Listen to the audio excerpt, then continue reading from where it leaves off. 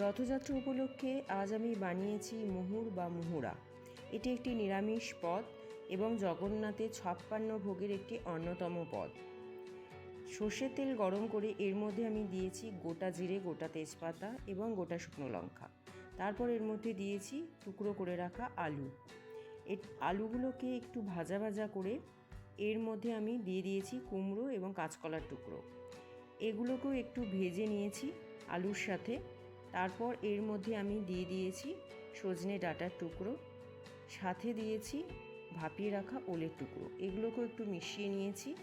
তারপর এর মধ্যে দিয়েছি বেগুন, সাথে দিয়েছি রাঙালুর টুকরো এবং ভাপিয়ে রাখা ছোলা আর একটু হলুদ গুঁড়ো দিয়ে সমস্ত ভেজে নিয়েছি ভালো করে।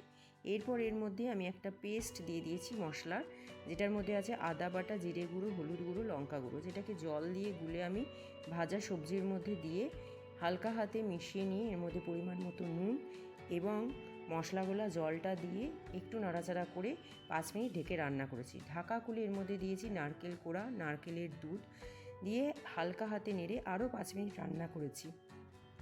ঢাকা খুলে এর মধ্যে আমি দিয়ে দিয়েছি পরিমাণ মতো চিনি।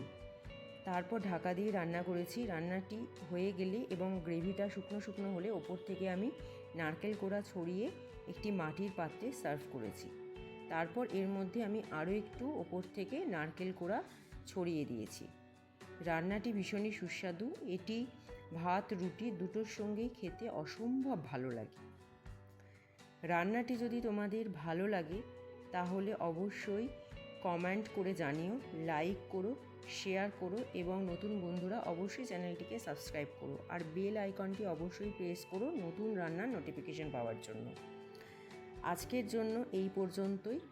সবাইকে রথযাত্রার অভিনন্দন জানিয়ে আজকের আমি রান্নাটি শেষ করলাম। নমস্কার।